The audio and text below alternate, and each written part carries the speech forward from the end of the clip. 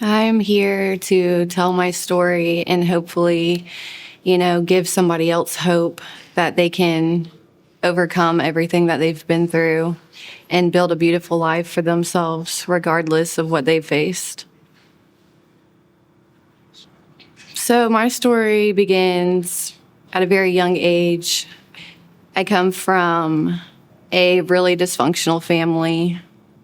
My family was heavy in addiction, heavy in alcoholism, a lot of mental health issues in my family. So from a very early age, it was complete chaos for me. My way of quote unquote discovering myself, I felt like when I was 13 was addiction. I started addiction at a very early age in life. I had learned at an early age that if you sell drugs, you can make money. And I come from a poor family. And so at 12 years old, I was selling pills on the streets. I was selling Oxycontin, Percocets, things like that. I had bottles and bottles of pills that I was allowed to get my hands on.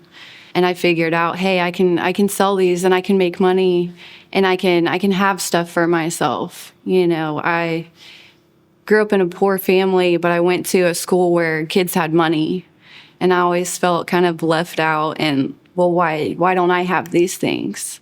So I found a way to make money, and then I started wondering, well, why do people buy these? Why do people spend money on these pills? What do they do? And I took one. I took an Oxycontin at 13 years old, and it was the escape I had been searching for, all my life and through all the chaos that I was going through. And from there, it escalated completely. It went from pills.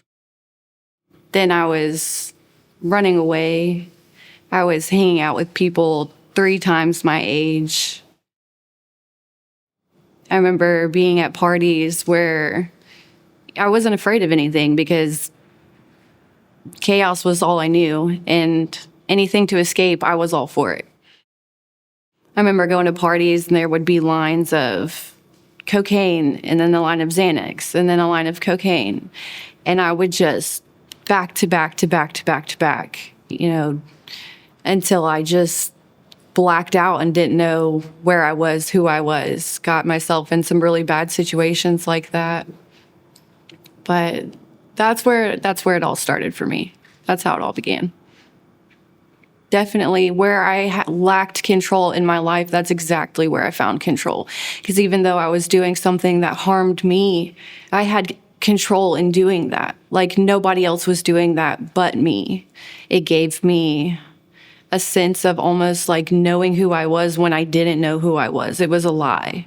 It was a false belief that I had some sort of power over my own life, whether that be good or bad. I dived in really hard. I was doing hard drugs right from the get-go. As I got older, the selling drugs became more dangerous, getting myself involved with people I shouldn't have been involved with, traveling from state to state at 15 years old, missing school, not going to school, coming home long enough to not get truancy in school. I didn't go. I got lucky. I never got arrested before I was an adult. That didn't come till later. But I would say it escalated in my.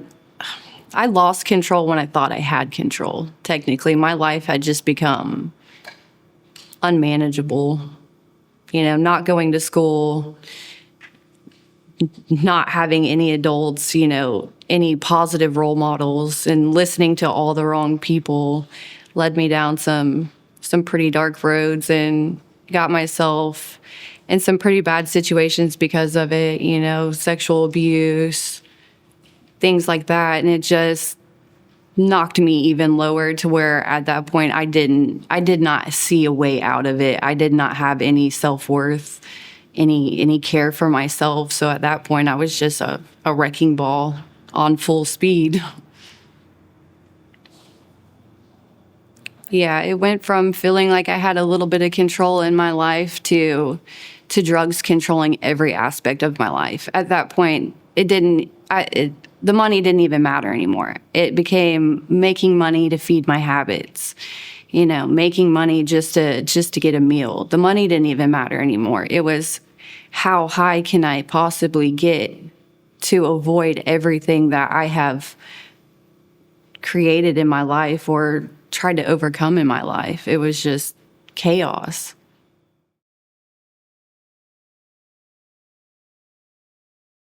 What really made the difference in me wanting to do better for myself and believe in myself in 2017, it really changed my whole dynamic.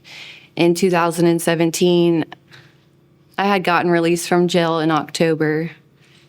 I was on probation. My mother was allowing me to stay in her house on and off, kind of. She didn't want me there, but I was doing good, and I was on probation, and she didn't want me to go back to jail.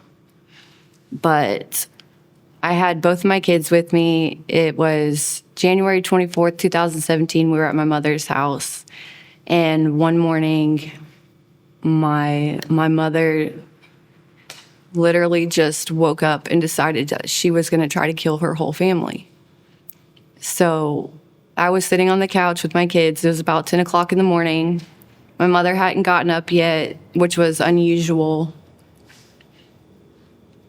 I got up to go check on her. I went back to her bedroom, and she was sitting on the edge of her bed, and she didn't look good. And I was like, Mom, are you okay? And she was like, no, I don't feel good. And I was like, okay, get some rest. I walked back out to sit with my children on the couch. We had all just woke up. We were watching cartoons, about to eat breakfast. And my mom comes slowly walking out of her room, walks back to my brother Devin's room, doesn't say anything, just walks by. Comes back out into the living room, looks at me, in the blink of an eye was on top of me. And I remember just reaching up, grabbing her arms. And I was like, Mom, what are you doing? And I looked down, and I have a knife sticking through my chest, straight down into my chest. And I remember just being so confused in that moment because nothing had happened. I then proceeded to get her off of me, and she threw me on the ground. And I'm on the ground, and all of a sudden, I'm weak. My mom's got a knife sticking over my face, and I'm fighting with all of my life, screaming for help, screaming for my brother to come help me. My children are sitting on the couch watching this entire thing, covered in blood.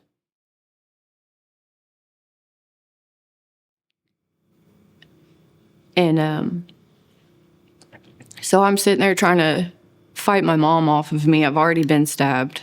I have a knife directly over my eyes, and she's smiling in my face.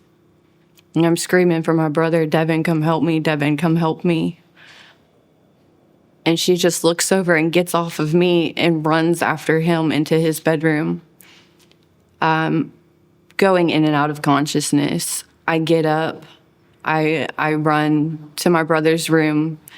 He's 19 years old. He's a guy. I'm thinking, I'm looking at him, I'm looking at her. I'm like, he can fight her off. I look down, I see my children. Like I said, I'm in and out of consciousness. I had to make a decision, like, I can't help him, but I can help all of us by finding somebody else who I can call and get my kids away from this. So I run outside, and I'm just screaming help. I see my kids standing at the door thinking they're gonna follow me out the house. I collapse in the road completely. I'm out of consciousness at this point. I found out that my children didn't come all the way outside and follow me outside. They turned around and went back in there, not knowing what to do. As kids, they seen their mom collapse in a road, and they watched my 19-year-old brother get murdered and stabbed to death by my mother, and then stab herself, trying to do murder-suicide. I was rushed to the hospital. My kids were put in, like a temporary foster care. I was stabbed straight through my heart and into my lung. I had open heart surgery.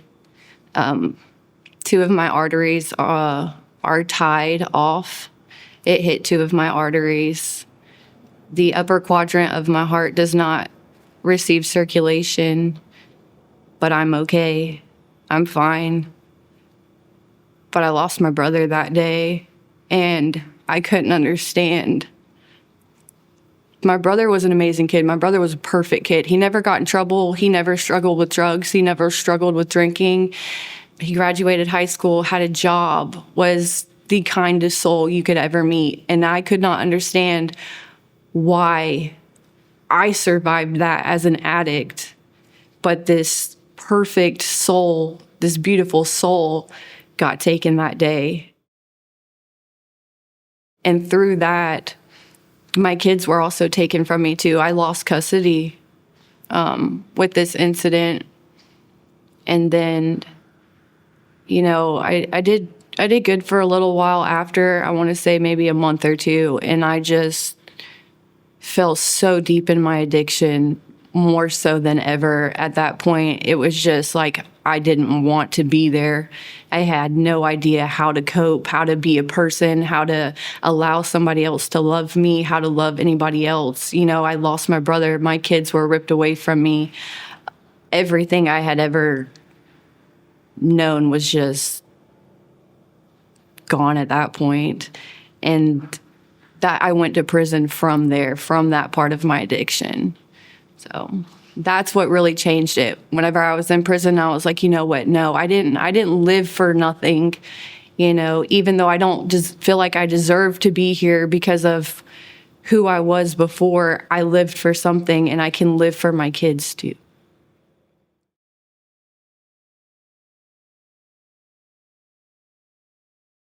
So my addiction lasted from the age of 12, 13 years old to 26. Whenever I was 26, that's when I decided to change my life. I had gone to prison. I got out of prison, and I wanted something different, trying to stay high in order to escape everything. And you think you have this false sense of healing, and you're reaching for healing, but you're never able to grasp it because all you're doing is destroying yourself. I wanted that healing in my life. I wanted to overcome the traumas in my life that I had never given myself a chance to face. It wasn't until I decided to change and to do something different that I realized that's when the healing began. Like, that's when I could actually overcome all the things that I had gone through. I made that decision, and I also had no support. Like, I had nobody to back me up with those decisions that I was making. But I seen something in myself that never gave up through everything that I faced, everything that I went through. I didn't give up on myself through all of that. I didn't love myself. I didn't have self-worth, but I noticed I didn't never give up, and that was for a reason. So making those decisions, like, I just decided whatever it was going to take, wherever it was going to lead me, even if it wasn't everything that I was wanting, I felt like I was worth at least giving myself a shot. So I got out, and I had nowhere to go. I actually went right back into my addiction the first 2 weeks I was out of prison. But it was different this time. This time, it didn't feel like an escape. It felt completely wrong. Like, I told myself when I was in prison, like, we're going to get out and we're going to do it all different. And it felt different when I said it then. And when I got out and went right back to it, it felt different then as well. Like, it wasn't for me anymore. And I struggled. I was I was couch surfing, bouncing around from this person's house to that person's house. They were all using an active addiction. And I ended up at one of my friend's house who was doing a lot better in her life, in her addiction recovery. And I told her everything that was going on. And I was like, I messed up, but this doesn't feel like me anymore. And she herself was just like, you know what?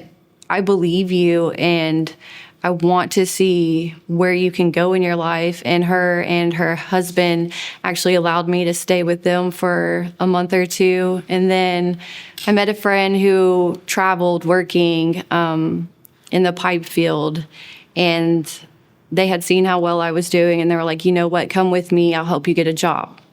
So I just leapt. I was like, this is it. This is the opportunity that I've been waiting for. I'm nervous. I don't know where this is going to lead, but I'm going to go for it. So I started traveling on the road. I was a pipe fitter helper and an expediter, and that's all I needed. I just needed somebody to believe in me for the first time in my life. I needed opportunity, and I needed to believe in myself, and it made all the difference. How did your kids know? They are the most resilient people I have ever seen in my life. They were 3 and 4 at the time of this. Now they're 13, 14. And I have not seen them skip a beat. They are amazing. They're thriving. They're both so smart. They make straight A's sometimes in school, if not A's and B's. They're excelling in their lives, and I admire them so much. They're beautiful. They're great.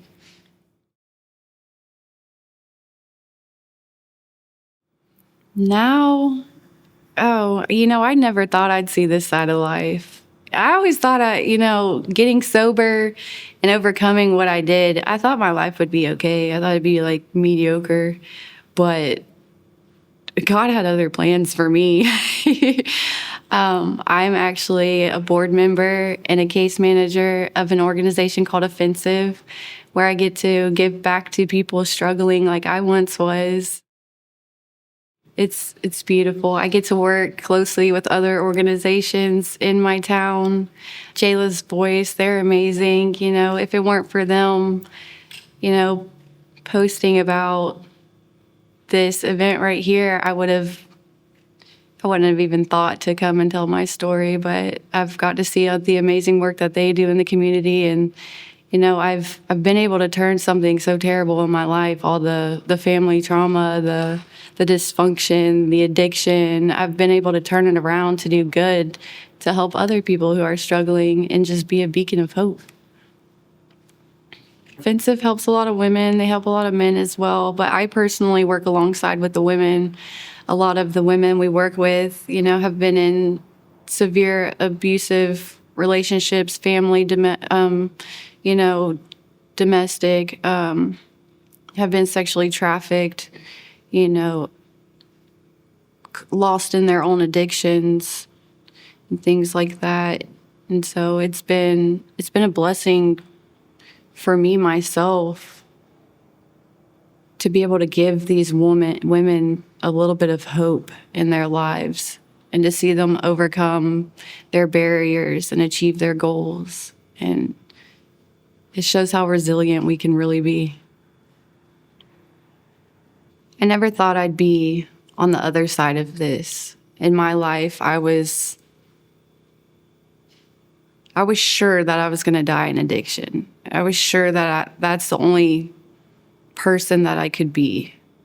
I never believed that I could be somebody giving back to somebody else.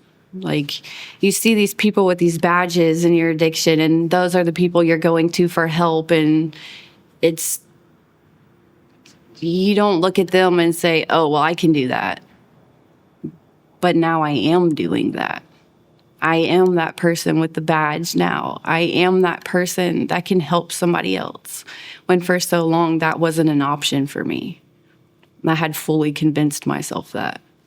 Because when you have the life experience, you're able to reach these people in a way, say somebody who just goes to school and they're learning from a book, you can learn about it all day long. But until you've lived it, you have no idea what that person is actually facing mentally and the challenges that they are facing in themselves. And how can you combat the issue without fully understanding what it looks like to that person? So having the life experience, and I've had so many women tell me, we'll come to you and we'll talk to you because you know us, you've been us, you understand how I actually feel and what I'm actually going through. And with that, that's where lasting change happens. That's where real relation happens. That's when they actually have hope, because you're not just a person with a book in front of them. You've been there, you've done that, and you've overcome it. So maybe they can too.